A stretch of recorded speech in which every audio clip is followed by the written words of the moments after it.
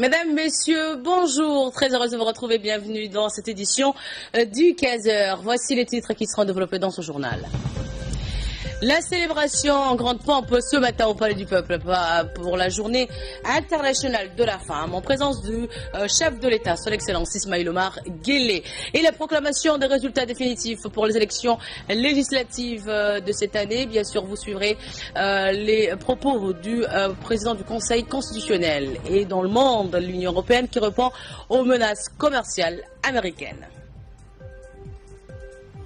Bonjour, bonne fête à toutes les femmes djiboutiennes, bonne fête à toutes les mères, bonne fête à toutes les tantes, les sœurs, les filles bien sûr. Bonne fête à toutes les djiboutiennes partout où vous êtes sur Télé Djibouti. Sous le patronage du président de la République, le ministère de la Femme et de la Famille a célébré ce matin au Palais du Peuple la journée internationale de la femme. Riche en couleurs, la journée d'aujourd'hui a réuni de nombreuses femmes venues célébrer cette journée dans la joie et dans l'allégresse. Le chef de l'État Ismaïl Omar Guelleh, qui était accompagné de la première dame et présidente de l'Union nationale des femmes djiboutiennes, Mme Khadr Mohamed Haïd, a été accueilli à son arrivée au Palais du Peuple par le Premier ministre, M. Abdelkader Kamel Mohamed, et la ministre de la Femme et de la Famille, Mme Moumina Ahmed Barkhad. Sous le thème « L'heure est venue, les activismes ruraux et urbains transforment la vie des femmes », cette journée a voulu attirer l'attention sur les droits et l'activisme des femmes rurales. À travers cette journée, l'idée était donc de transformer cette dynamique en action, de favoriser l'autonomisation des femmes dans tous les contextes ruraux et urbains et de célébrer les activistes qui travaillent sans relâche à revendiquer les droits des femmes et à réaliser leur plein potentiel. Le 8 mars, célébré chaque année à Djibouti, est une occasion pour faire valoir et démontrer la place prépondérante de la djiboutienne ces dernières décennies, depuis l'accession du chef de l'État, son Excellence Ismaïl Omar Guelleh, à la magistrature suprême du pays, la femme djiboutienne a connu une avancée significative dans plusieurs domaines et elle occupe des places dans la plus haute sphère politique. C'est une journée de manifestation à travers le monde aussi, l'occasion de faire un bilan sur la situation des femmes. C'est également une journée pour fêter les victoires et les acquises des djiboutiennes, mais aussi faire entendre, pour améliorer notamment la situation des femmes djiboutiennes, les femmes rurales bien sûr.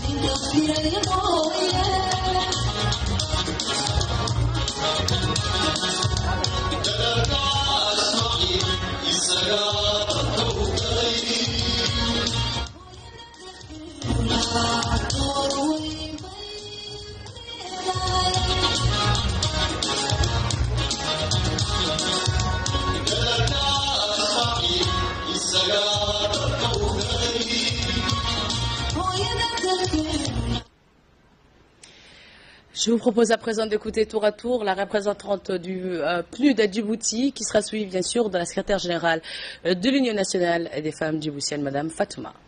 Cette journée a pour thème 2018, l'heure est venue, les activistes rurales et urbaines transforment la vie des femmes. Elle permet notamment de prendre la mesure des progrès accomplis vers un monde dans lequel les femmes jouissent d'une réelle égalité et autonomie.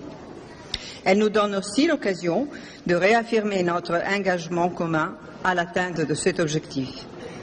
Grâce à la détermination sans faille de son Excellence le Président de la République de Djibouti, des accomplissements remarquables ont été réalisés dans les domaines de l'égalité des sexes et de l'autonomisation de la femme à tous les niveaux, sociaux, économiques, éducatifs, juste pour en mentionner quelques-uns.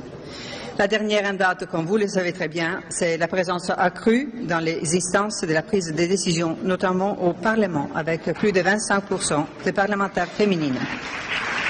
Et pourquoi pas une femme comme présidente de l'Assemblée? Les efforts réalisés par Djibouti sont tout à fait remarquables au regard des résultats obtenus en ce jour en termes de respect, protection et réalisation des droits de la femme.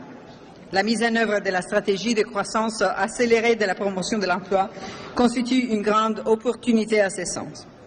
Aussi, j'aimerais bien profiter de cette occasion pour vous assurer de l'engagement commun du système des Nations Unies auprès du gouvernement pour l'accompagnement très étroit dans ses efforts de promouvoir l'égalité des sexes et l'autonomisation de toutes les femmes.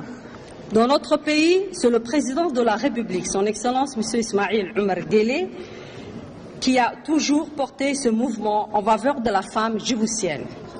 Un engagement qui a encore une fois pris tout son sens dans la décision présidentielle d'accroître la représentativité de la femme au sein de l'organe législatif qui est passé de 10 à au moins 25% pour cette nouvelle législature. Mes chères sœurs, nous sommes bénis d'avoir à la tête de notre pays un homme qui a toujours accordé le plus haut degré de priorité au combat pour l'émancipation de la femme et son insertion dans les plus hautes sphères de l'État. Excellence, Monsieur le Président de la République, Excellence, Madame la Première Dame, Mesdames et Messieurs, l'UNFD, sous la présidence de son Excellence, Madame Khadra Mohamed Haït, Première Dame du pays, a toujours défendu la haute idée d'une protection et d'une promotion des droits de la femme au sein de la société djiboutienne. Notre organisation apporte un appui précieux à toutes les femmes à travers ses antennes disséminées sur l'ensemble du territoire national. Et au-delà de tout, nous assurons la promotion des productions artisanales et des objets traditionnels, autant d'activités qui participent pleinement à notre stratégie de promotion des activités génératrices de revenus dans le secteur agricole. Écoutons à présent les propos de Madame la ministre de la Femme et de la Famille, Madame Moumine Ahmed.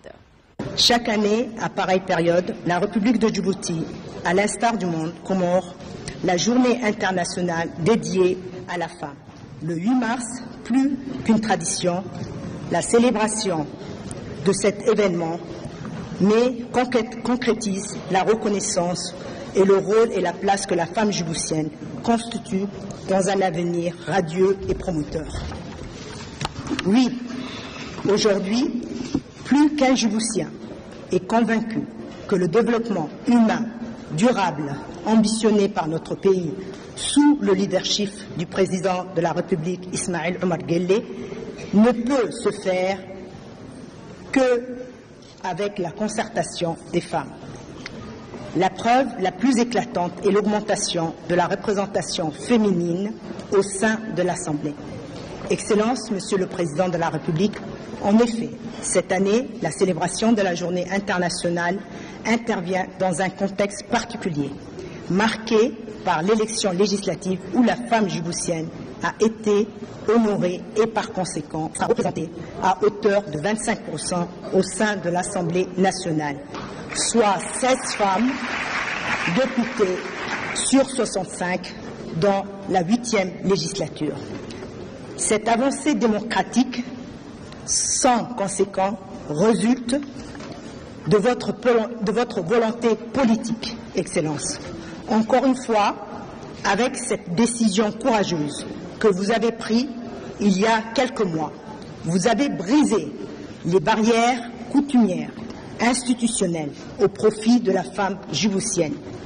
Au nom de toutes les femmes djiboutiennes, soyez en remerciés et rassurés, Excellence, Monsieur le Président, de la disponibilité, de l'engagement des femmes djiboutiennes à vous soutenir, à vous accompagner de toutes leurs forces pour l'avènement d'une nation émergente, prospère, unie, pacifique, résolument tournée vers le chemin d'un développement durable.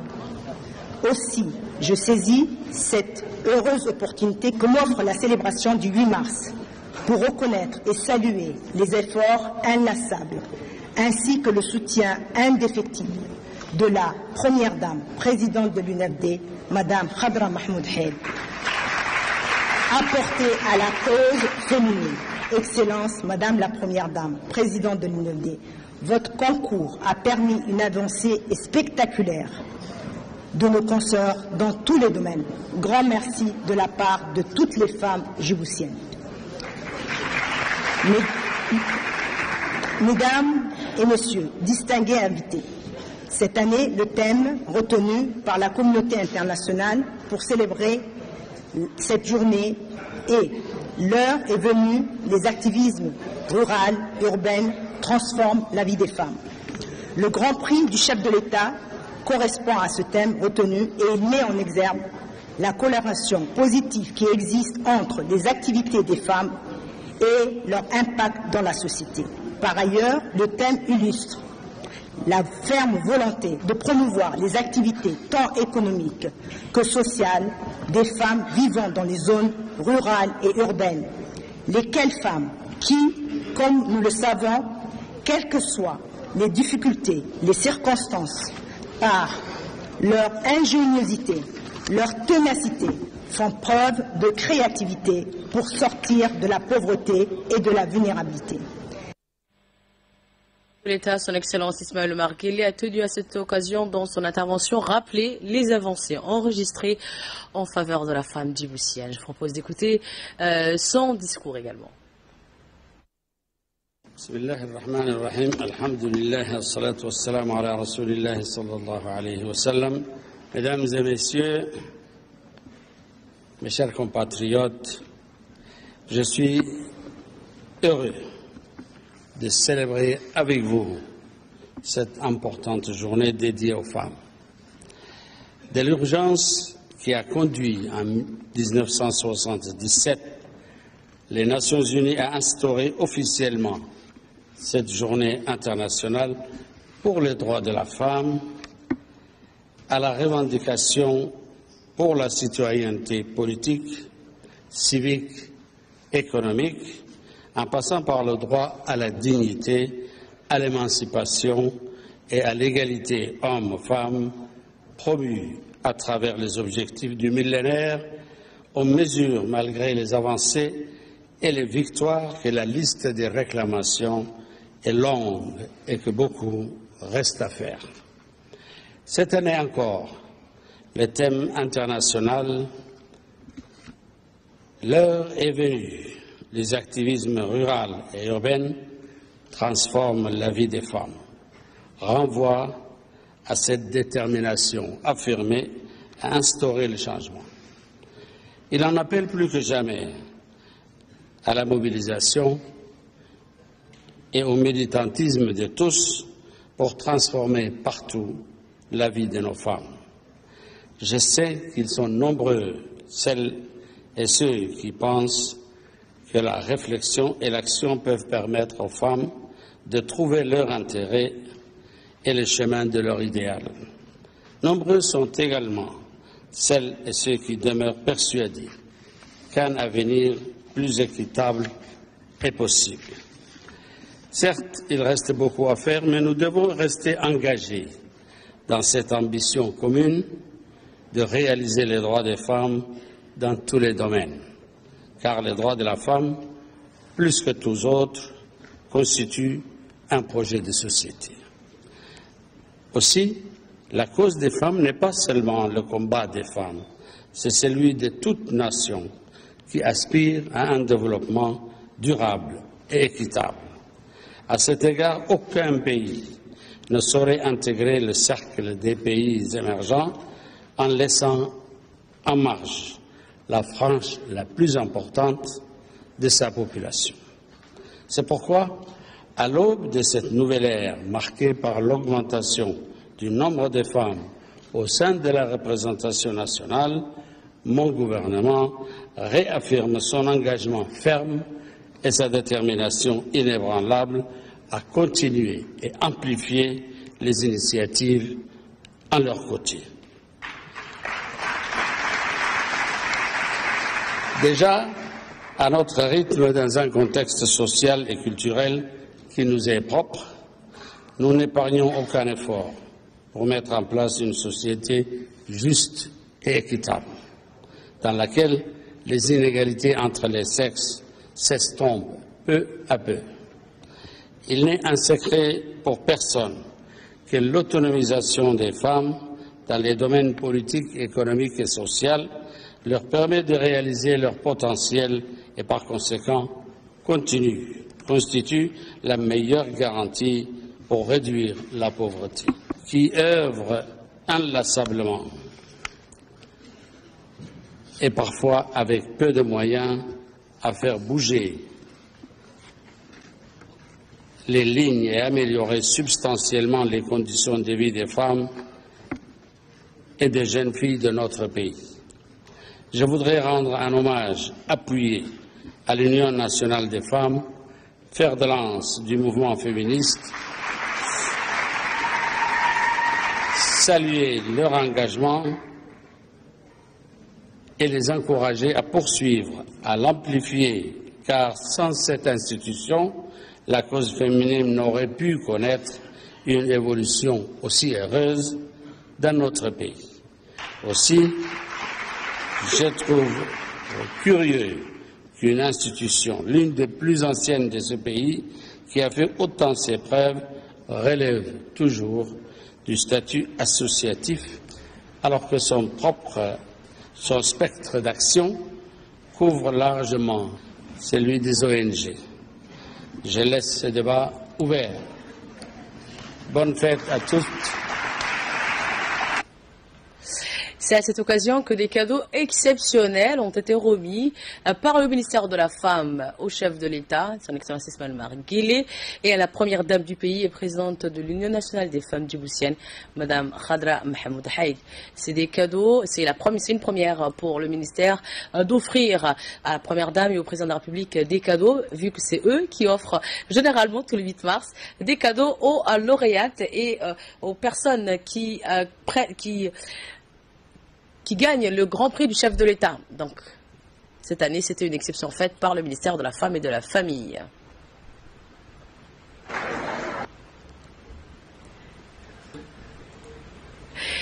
Ensuite, on a procédé à la remise officielle des 3 grands prix du chef de l'État à 3 personnes qui ont œuvré dans le domaine, à 2 personnes qui ont œuvré plutôt dans le domaine économique et social, et un prix honorifique. Donc, le premier prix a été donc un prix honorifique, et ce prix a été donc d'un voyage à la Mecque pour cette prochaine année qui arrive. Le deuxième prix a été donc remis par le chef de l'État à une association de Dora, de la région de Tadjoura. Et le troisième prix donc a été remis par le chef de l'État à une femme entrepreneur, une femme de Djibouti-Ville. Donc c'était 2 prix donc à caractère social et économique.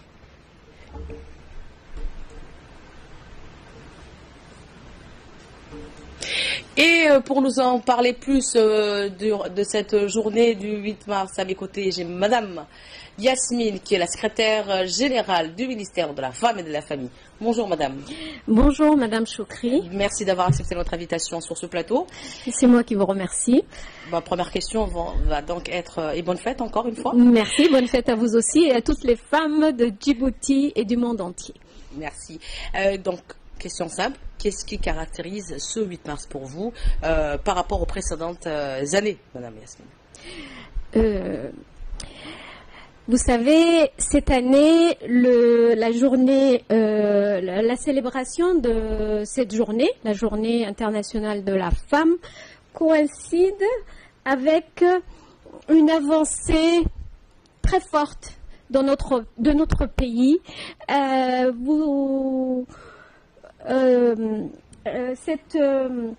Cette journée est marquée, intervient dans un contexte particulier parce que les femmes au Parlement, le nombre des femmes, de nos femmes parlementaires a augmenté considérablement et nous espérons que ça ira encore de l'avant. Et je suis persuadée que, vu l'engagement, la sensibilité envers les femmes de notre chef d'État, président de la République, que ce pourcentage-là ira encore de l'avant. Encore et encore. Encore et encore. Donc, quels sont les prix décernés cette année, Madame Yasmine? Alors, depuis l'année dernière, le Grand Prix du chef de l'État se caractérise en trois prix. Donc il y a en trois volets, pardon. Il y a le prix honorifique, comme vous l'avez dit tout à l'heure, qui est décerné pour une personne, pour son engagement dans le pays. Donc, et souvent, vous avez dû le remarquer, cette année comme l'année dernière, ce sont des personnes âgées qui ont œuvré pour le pays. Et donc, c'est un prix à caractère honorifique. Le deuxième prix, c'est un prix à caractère économique. Et le troisième prix est un prix à caractère social. Donc, Madame Yasmine, quel message en tant que responsable du ministère de la Femme et de la Famille vous transmettez à travers nos ondes à nos consoeurs et à nos concitoyennes djiboutiennes qui se trouvent un peu partout, bien sûr, de Djibouti-Ville, mais jusqu'à Dora? Bien sûr. Alors, vous savez, je ne peux qu'encourager et en tant que secrétaire général du ministère de la Femme et de la Famille, et je parle, je dirais que nous soutenons, nous voulons que la femme djiboutienne, qu'elle vive en ville, en milieu urbain ou en milieu rural, aille de l'avant. Nous mettons l'accent sur l'autonomisation de la femme. Donc, je dis à toutes les femmes, allez de l'avant. Merci Madame Yasmine d'avoir accepté notre invitation. Merci Madame Choukri. Merci également. Et dans notre journal également, c'était dans les titres, c'est la proclamation des résultats définitifs des législatives 2018. C'est le Conseil constitutionnel qui a donc proclamé ce matin à son siège les résultats définitifs des élections législatives du 23 février dernier. Le Conseil, après avoir procédé à toutes les opérations de vérification et de contrôle, a donc proclamé les résultats lors d'une séance solennelle ce matin même, en présence de tous les membres du Conseil constitutionnel. Le président du Conseil, M. Abdi Ibrahim Absiye, a précisé que tous les votes sur ordre de mission ont été annulés sur l'ensemble du pays. Par ailleurs, les suffrages ont été annulés dans 28 bureaux de vote et le Conseil a aussi examiné les requêtes introduites. Enfin, le président a conclu que sur l'ensemble le processus électoral s'est bien déroulé de manière régulière et dans la sérénité. Donc, suivant la première partie de la proclamation du président du Conseil constitutionnel, M. Abdi Ibrahim Absiye.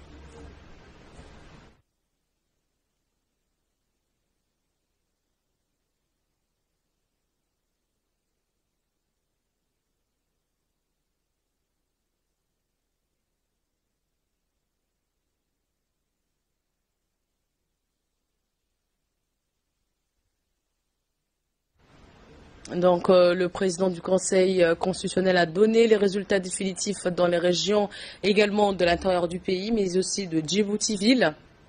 Lors de cette séance solennelle ce matin au siège du Conseil constitutionnel, le président du Conseil constitutionnel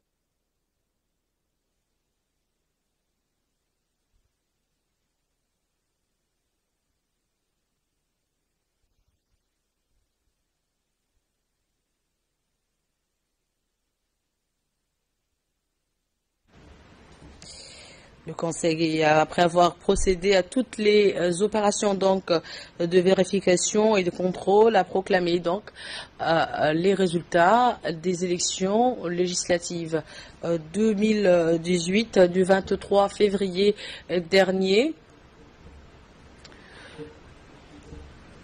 M. Abdi Ibrahim Absiye donc a procédé solennellement ce matin aux résultats définitifs des élections législatives du 23 février dernier.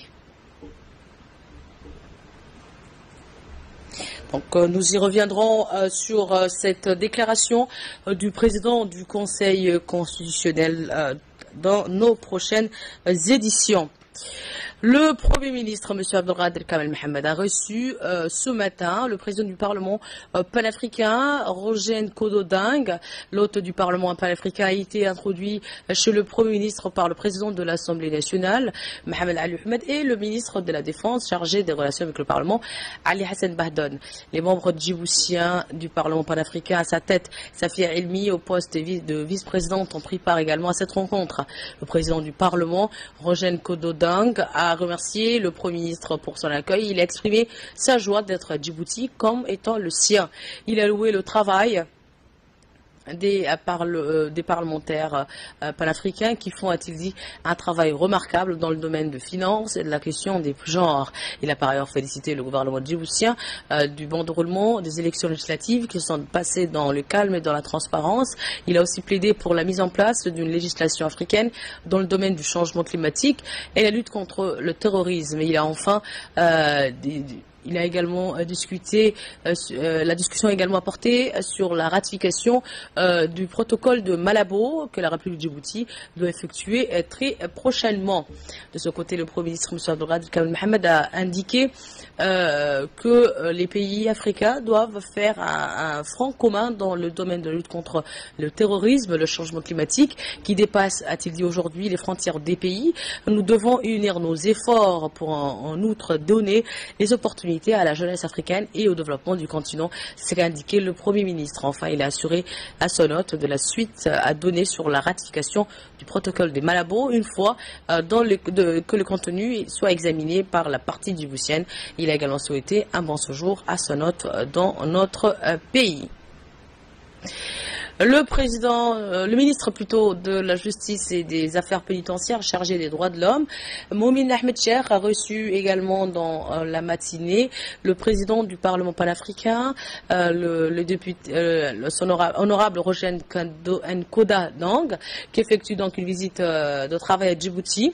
Ont été présents les parlementaires, à savoir Abdou Sikye, Abdallah Barkhad, Hasna Humad et l'honorable Madame Safia, membre du Parlement et aussi vice-présidente du Parlement panafricain. Au cours de leur entretien, le ministre de la Justice et des Affaires pénitentiaires, chargé des droits de l'homme, a souhaité la bienvenue au président du Parlement panafricain et il a souhaité un bon séjour donc à Djibouti. À cette occasion, le président du Parlement panafricain a remercié le ministre de la Justice et des Affaires pénitentiaires pour son accueil. Ensuite, c'est le ministre de la Défense, M. Ali Hassan Bahdon, d'accueillir le président du Parlement panafricain, M. Roger Nkodo Deng, dans son bureau, dans son ministère. Les discussions ont porté sur les voies et moyens d'approfondir encore davantage les relations interparlementaires, bien sûr.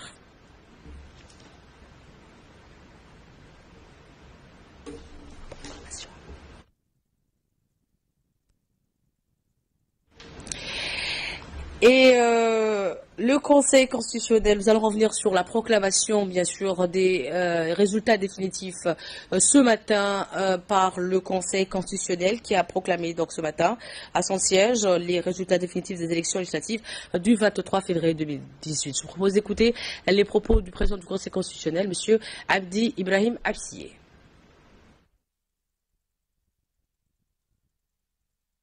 Avant de procéder à la réclamation des résultats définitifs des élections législatives qui se sont déroulées le 23 février 2018 dans notre pays, il convient de rappeler que l'article 77 de la Constitution dispose que le Conseil constitutionnel est chargé de veiller à la régularité de toutes les élections et en proclame le résultat. Il examine également la réclamation et statue sur celle-ci. À ce titre, le Conseil constitutionnel a procédé aux opérations de vérification et de contrôle lui incombant. En raison de l'émission de nombreux ordres de mission, sans respecter les conditions de délivrance définies par la loi organique numéro 1 relative aux élections, le Conseil constitutionnel les a annulées totalement sur l'ensemble du pays.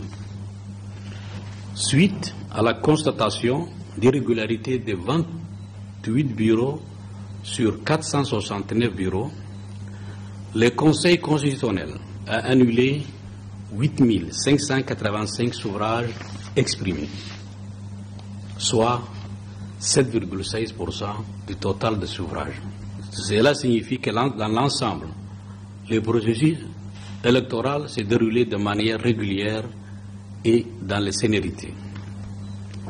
Les annulations des suffrages dans les 28 bureaux ont été justifiées par l'exigence de faire respecter les règles, assurant la sincérité des scrutins.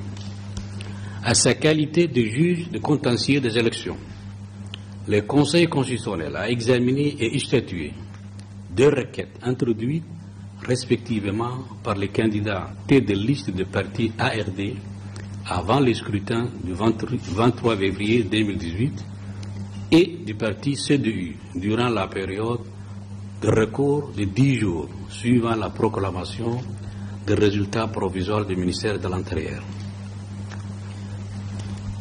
Les résultats définitifs des élections législatives du 23 février 2018 ont été arrêtés par décision numéro 3 du Conseil constitutionnel. Et le Conseil, en sa séance coronaire du 8 mars 2018, a ainsi arrêté comme suit. En ce qui concerne Djibouti, suffrages exprimés 67 317, voix obtenues par le groupement des partis UMP 54 229, soit 80,56%. Sièges attribués 28. Toujours à Djibouti, groupement du parti UDJ PDD, voix obtenues 13 088, soit 19,44%. Sièges attribués 7. C'était donc la proclamation des élections législatives à Djibouti-Ville. Je propose à présent de suivre dans cette seconde partie du président du Conseil constitutionnel, M. Abdi Ibrahim Absi, nous donner les résultats définitifs dans les régions cette fois-ci. Dans la région d'Arta, suffrages exprimés 6 349, voix obtenues par le groupement du parti UMP 6 349, soit 100% de suffrages exprimés, sièges attribués 3. Dans la région d'Ali Sébié, suffrages exprimés au total 7 706,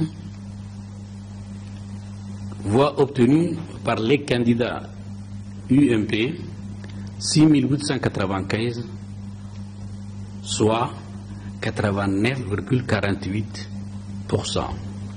Sièges attribués 5. Toujours dans la région d'Ali Sébié, voix obtenues par les candidats CDU, voix obtenues 811, soit 10,52%. Siège attribué 1.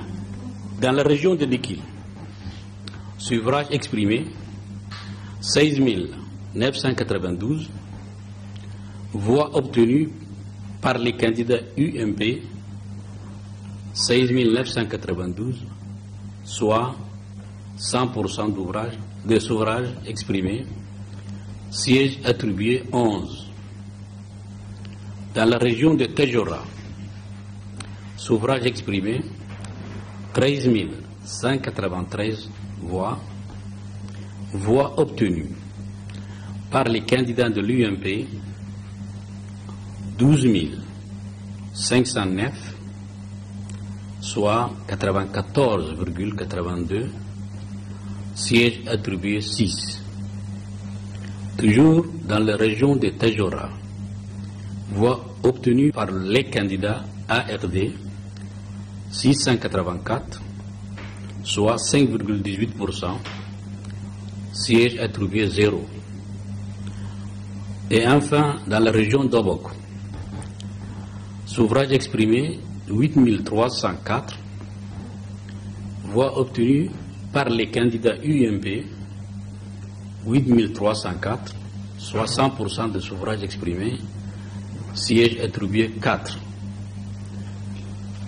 Dans l'ensemble du pays, la totalité de suffrages exprimés s'élève à 119 861. Le taux de participation globale est de 67,10%. Le total de sièges à l'Assemblée nationale est 65 députés élus à partir d'aujourd'hui. Et de là, nous passons à l'actualité internationale. L'Union européenne et les États-Unis risquent d'entrer dans une guerre économique et commerciale. Fardous, qui est avec moi, suite aux menaces du président Trump d'imposer les droits de douane sur l'acier et l'aluminium. Bonjour Fardous. Bonjour Choukri et bonne fête. Comme vous le dites, donc l'Union européenne veut éviter une guerre commerciale avec les États-Unis, mais l'Union européenne envisage tous les scénarios possibles. Une guerre commerciale internationale pourrait éclater. Le président des États-Unis menace donc d'augmenter les droits de douane sur l'acier et l'aluminium. En réponse, les Européens pourraient taxer certains produits comme l'alcool. Donc, les États membres exportent environ 5 milliards d'euros d'acier aux États-Unis. Les annonces de Donald Trump pourraient représenter une perte de près de 3 milliards d'euros pour l'Union. La commissaire européenne en charge du commerce avoue ne pas comprendre l'attitude de Washington. Nous ne voyons pas comment l'Union européenne, ami allié au sein de l'OTAN, pourrait représenter une menace pour les États-Unis. En matière de sécurité internationale, nous trouvons cette présomption profondément injuste, donc s'emporte-t-elle. L'Union européenne, Choukri, se prépare au pire scénario, mais ne souhaite pas donc pour autant se lancer dans une bataille commerciale. Merci Fardous pour ces précisions. Bonne fête à toi, mais également pour ce 8 mars. Merci également de nous avoir suivis pour cette édition du 15h de ce jeudi 8 mars 2018. Très bonne fête encore une fois à toutes les mères, à toutes les tantes, à toutes les sœurs, à toutes nos filles bien sûr. Bonne fête à vous tous et très bon week-end à vous tous. Portez-vous bien. À très vite. Bye bye.